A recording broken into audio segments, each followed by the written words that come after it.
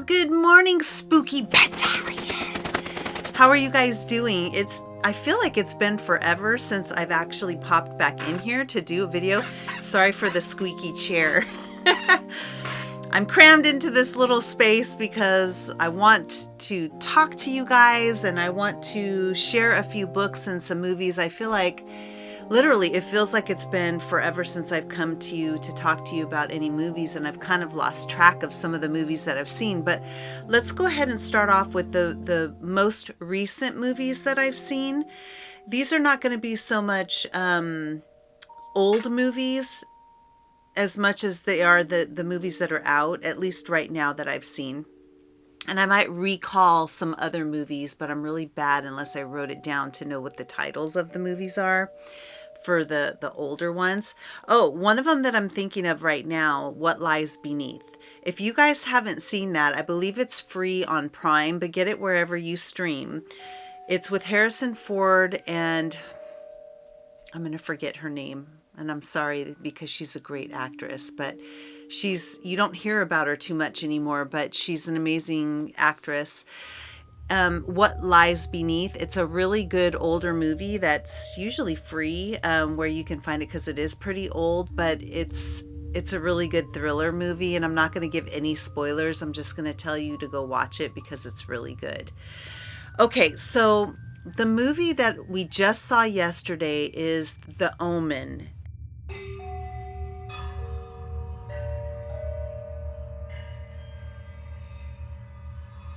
It's like the prequel Omen to all Omens, basically.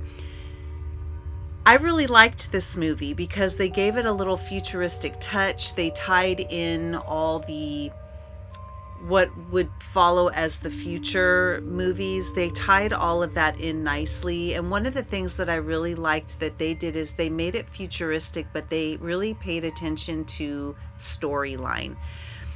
And I'm going to compare this to another one that I was going to talk about today anyway, which is Immaculate.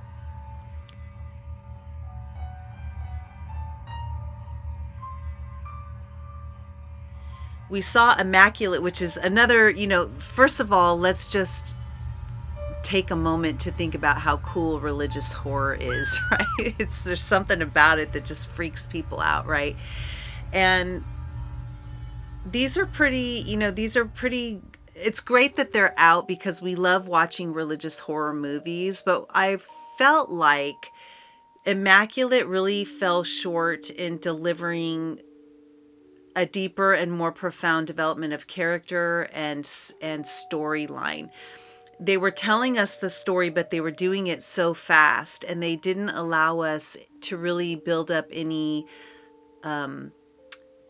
type of relationship, even to hate a character or see how dark they were. They really didn't give us enough backstory for us to feel a connection to really what was going on. And so instead of us feeling really connected to the main character as well as all, the sinisterness of the plot of all the other characters involved, it was like we were kind of just seeing a bunch of vignettes of things that were happening, but at no time did I feel deeply connected to them. And I wanted to feel connected to them, and I felt like there was the capability of that happening, but they didn't build up the storyline enough. And what I did feel they did was the reason why that suffered is because they relied a lot on jump scares. It's visually beautiful, so it gets like a 5-star there as far as being visually visually scary, and the quality is definitely there, but the storyline suffered. And at the end of the day, I felt like they were trying to put a spin on Rosemary's Baby, which is a classic. And if you haven't seen it, I highly recommend watch Rosemary's Baby, the original, and then watch the updated version. I watched the original first, and then I watched the updated version, and I was not disappointed, which sometimes happens when you fall in love with an original and you see the more modern version, you're like, I don't like this. I actually loved both versions, and they did the same in creating this anxiety. And I feel like there was a lot of anxiety in Immaculate, but at the end of it, I was left with just, it was okay. it was beautifully made, quality wise, but the storyline just kind of suffered for me, and I didn't feel any connection to any of the characters. Now let's go fast forward to The Omen, the first Omen. That one took its time in developing the characters. It gave us some backstory. And of course, I'm a storyline person, so I could always use a little bit more storyline, but they really took their time to develop the storyline and bring us along. They allowed us to unpack that story when they had these characters kind of get together and figure out what happened. And we're there with them because this time we've known that something is going on, and we've been fed these little situations along the way, and we're getting to feel for the characters, the two main characters that they want us to focus on. There's another relationship with one of these characters and a bishop, and we are seeing that there's a caring nature there in that relationship, but we're also not trusting of it, right? So they created this distrust, which was great, because what that's doing is it's character development. We're knowing who we can kind of trust and who we aren't sure we could trust, and that keeps us on the edge of our seats. And the storyline develops. There is this crescendo at the end, and it takes us through all the stuff and all the horrible things that we were thinking were going to happen, plus some other things. It surprised me also at the end, because I just thought it would be over, and it wasn't. There was like a way to wrap all of this up, so that not only does it open the door for the relationship of the mother of Damien, right, to have another movie where they talk more about that. Whether they do or not, I don't know, but it left the door open where there could be some more development of that story. I'm not going to give spoilers, because if I say anything else, I'm going to give spoilers, but it left the door open at the end for more storyline to develop. Let me just say it that way. And it has a twist to it that could be developed into a whole other movie. But then what they did is they tied it into, how does Damien end up with the father that he has, right? Because then we go into that story, and we have that original character. And what it reminded me of is how all of the Ed and Lorraine Warren, all of their movies, how they all kind of, when they put them out, they kind of tie each one into all the Ed and Lorraine stories, and they show us where they fit in the chronology of it all.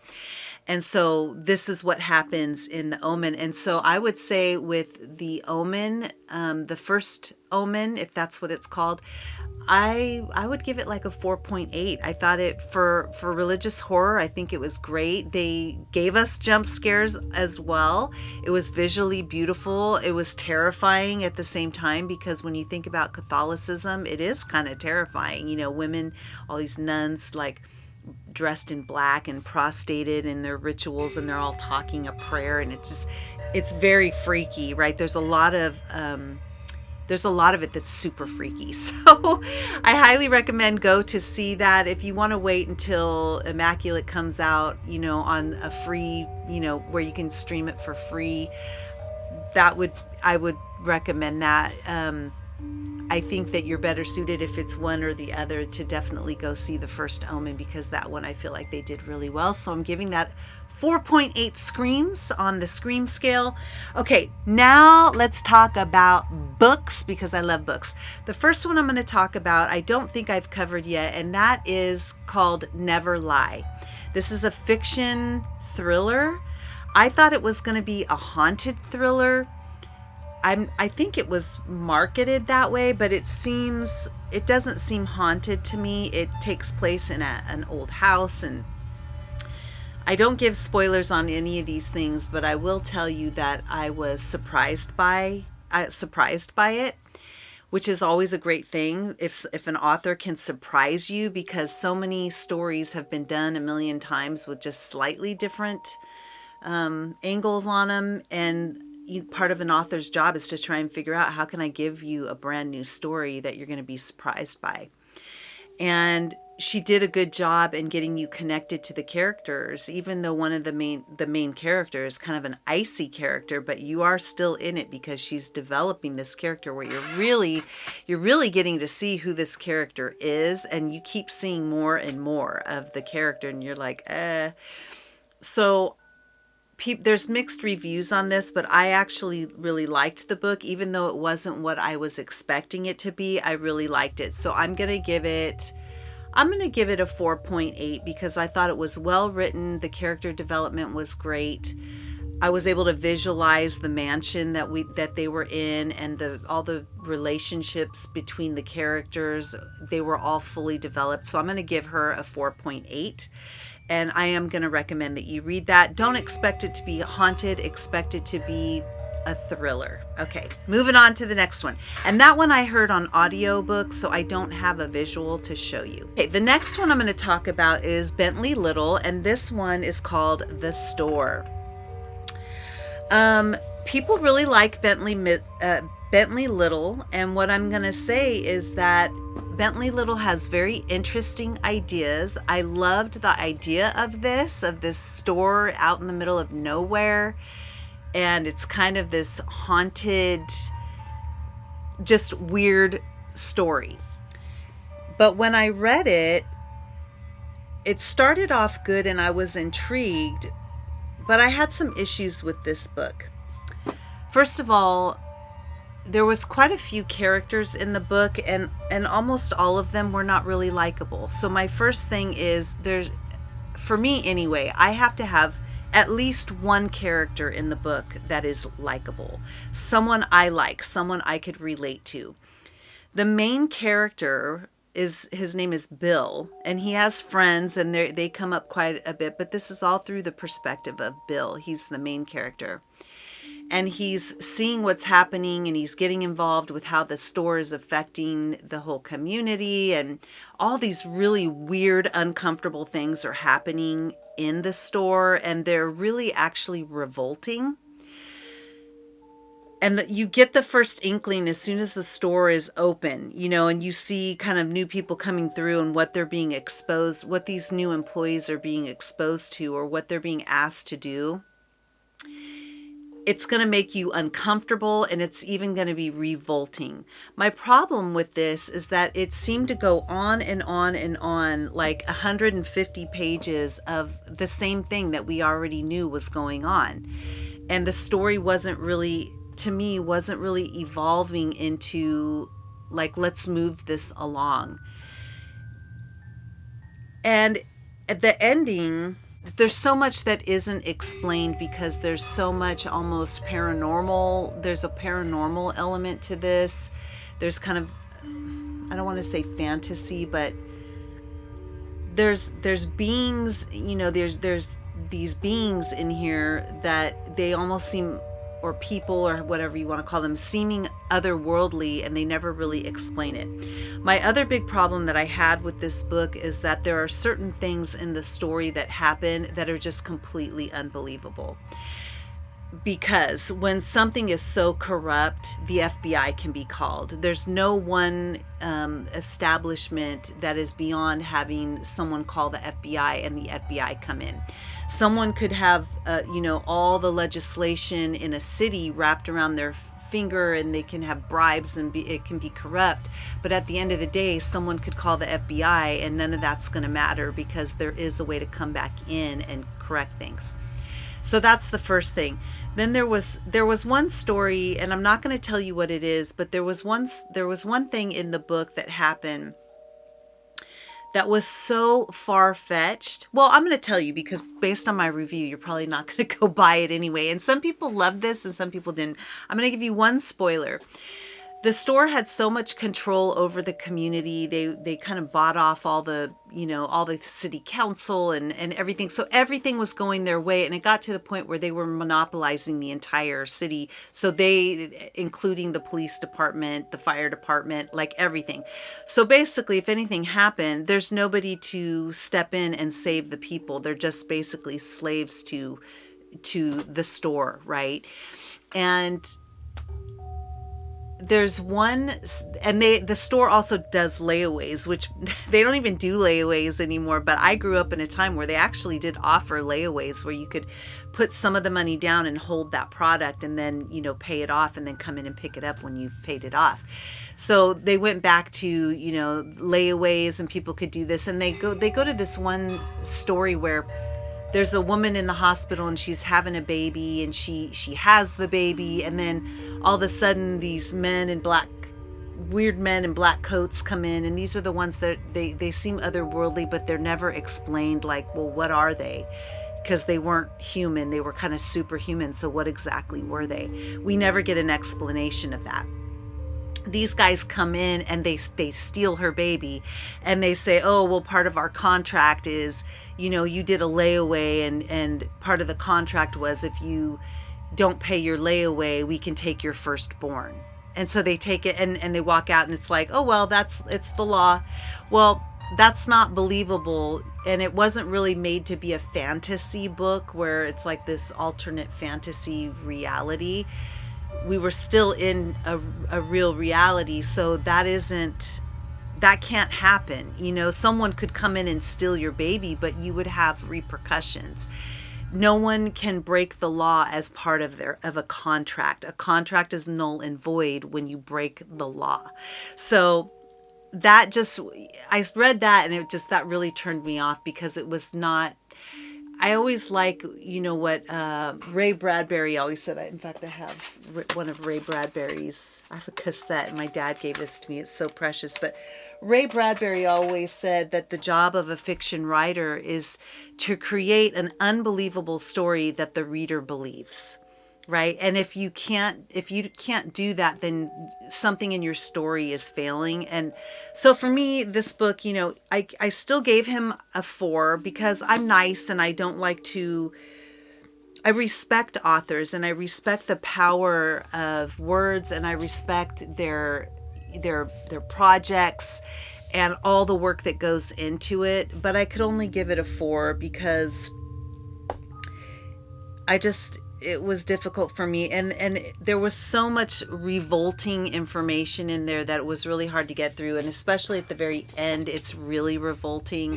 One of the storylines with the main character and his daughter, I'm not even going to say it, it's very revolting. And it was just like, you know, I loved the idea, but I did not love the book. Hey, freaky horror fans, about 90% of you guys watching are not subscribed, so please do me a favor, subscribe right now, ring that notification bell, and please like and leave a comment. It really helps the channel out. So let's get back to our story. So I would say the book to me is between a 3 and a 4. I gave it I think I gave it a 4. I might have given it a 3.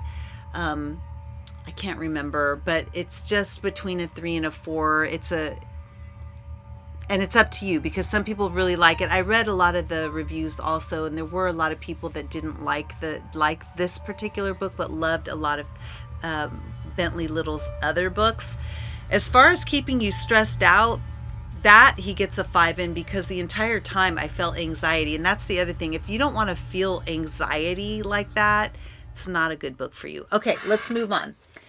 Lighthouse. This is book 2, the Ron Ripley series. I forget. This one's called The Lighthouse. You could read this even if you were not part of book 1.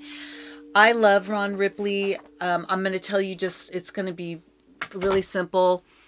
He can see dead people, and there's this problem with on this lighthouse. There's something going on. There's ghosts on that island, and he gets asked to go in and see if he could talk to these ghosts.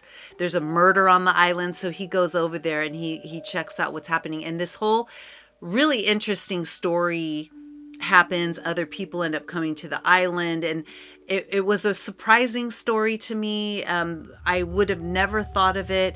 It was very well developed all the way to the end. I loved the beginning, middle, and end of this book. I give it 5 stars. I think that Ron Ripley is an amazing writer. I'm going to keep reading his books, but I open myself up to other people's books too. So I would say for The Lighthouse, Ron Ripley, definitely get his book. I loved it. This is some future reads that I have. The Playlist, Volume 1 by Andrew Hope. And I'm going to read this, but right now I read only, it's, how can I explain this? He writes, all his titles are song titles. Song titles, I didn't know, could not be copywritten. So he uses all song titles as his titles. Okay. So that's number one. It's also volume 1, and it's a collection of short stories. I've only gotten through story 1, and I do intend to read all of this book. I want to say that the story, I'm not going to tell you yet whether or not to buy this. I'll keep you posted on this one, and here's why. He's an indie author, and I always support indie authors, and he is a good writer. I do feel like his storylines, he needs to flesh out his storylines a little bit more, and his characters are not fully developed. And the reason why I say that is because in a lot of his story, just in the first story, he skips through to the parts he wants to write and talk about, and you can't do that in writing because, for instance, if he says, okay, he's on this island and he sees where he wants to be, and it's like 3 football fields away, and then all of a sudden he's there knocking on the door that was, the house that was 3 football fields away, and he doesn't give us anything in between.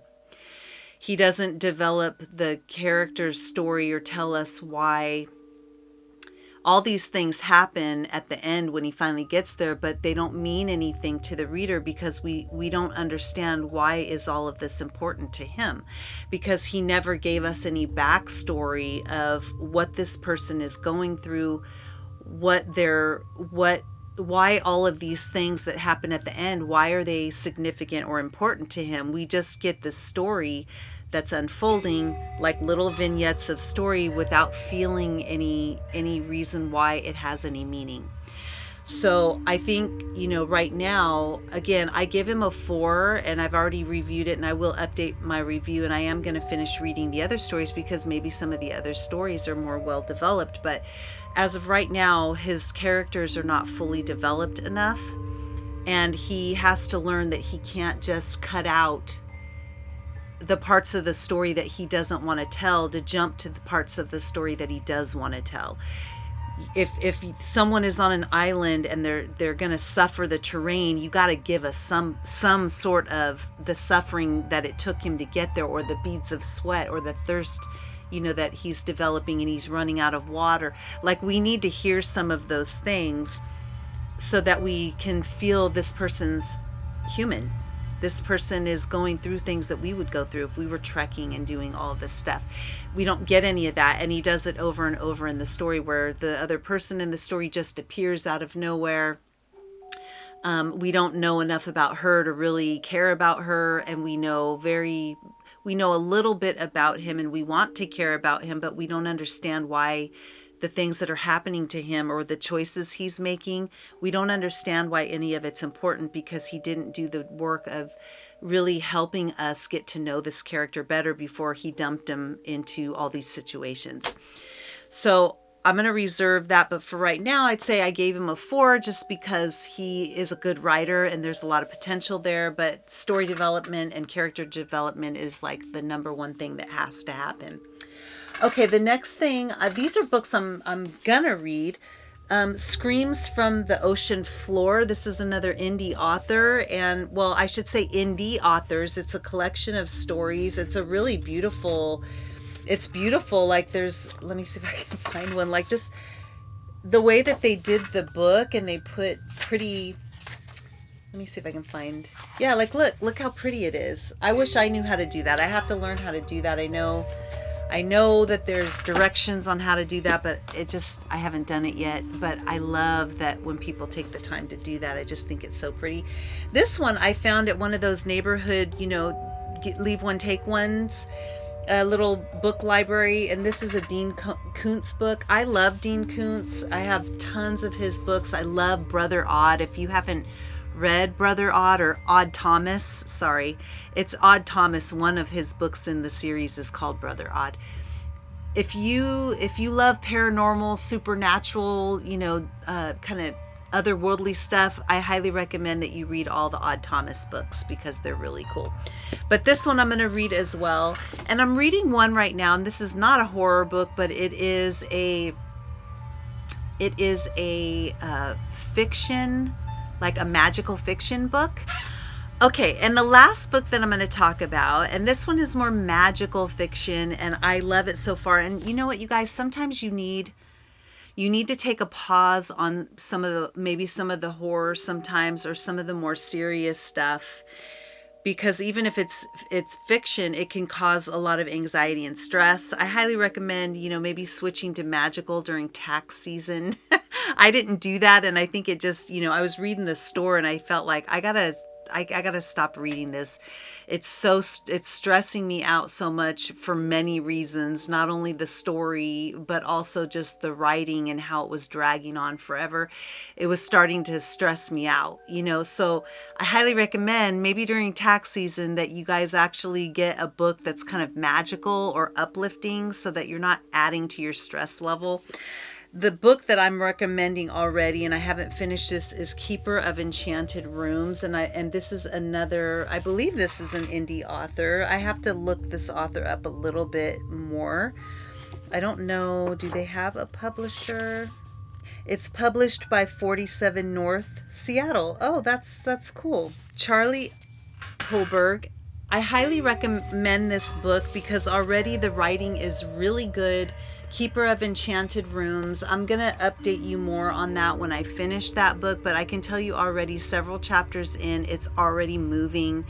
It's already very magical. It's very believable already. It gives me kind of that Harry Potter feel of, being in a setting, and even though it's a setting that we could all relate to, there's a lot of magical things that are happening, and then you've got this character that's like, what the heck is going on?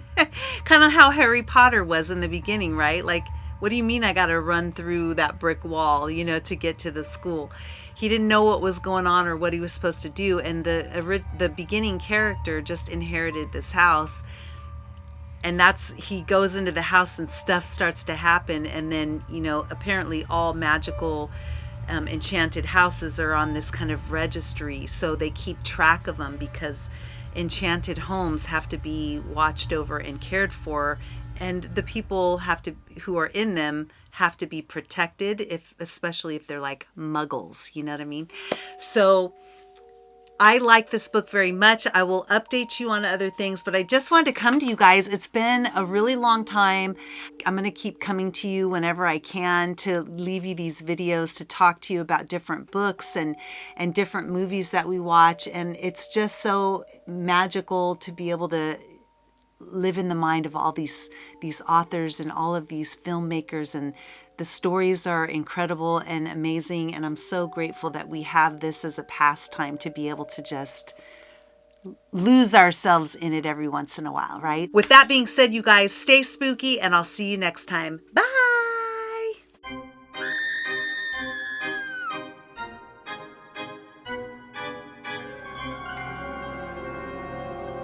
Thanks for watching.